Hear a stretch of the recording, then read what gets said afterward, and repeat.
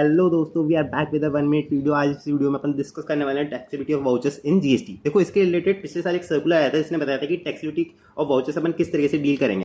तो देखो, वाउचर्स आपके दो टाइप के हो सकते हैं। एक हो सकते हैं in the nature of prepaid instrument और एक अदर वाउचर। जो in the nature of prepaid instrument होता है ना, वो एक टाइप से फॉर्म ऑफ मनी होता है, क्योंकि फॉर्म ऑफ मनी ना तो गुड्स होता है ना सर्विसेज होती है, इसलिए उनके ट्रांजेक्शन पे कोई भी जीएसटी की एप्लीकेबिलिटी नहीं आएगी। जो अदर वाउचर्स होते हैं वो in the nature of actionable claims होते हैं, और actionable claims other than specified actionable claims schedule 3 के according not a supply of goods and services होते हैं, तो उस पर कोई भी जीएसटी की एप्लीकेबिलिटी नहीं आएगी। यानी कि अगर आप प्रिंसिपल टू प्रिंसिपल बेसिस पे वाउचर्स में डील कर रहे हो, यानी कि आप गुड्स वाउचर्स को खरीदते हो और फिर उन्हें बेचते हो, तो उस पर कोई भी जीएसटी की टैक्सेबिलिटी नहीं आएगी, क्योंकि वो सप्लाई ही नहीं होता है।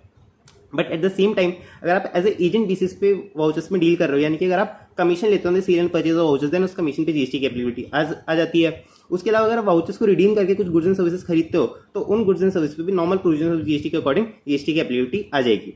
उसके अलावा अगर आप वाउचर से रिलेटेड कोई भी सर्विसेज प्रोवाइड कर रहे हो, जैसे कि एडवर्टाइजमेंट हो गया, technical services in relation to the vouchers, then उस पर भी जीएसटी की एप्लीकेबिलिटी आपके ऊपर आ जाएगी।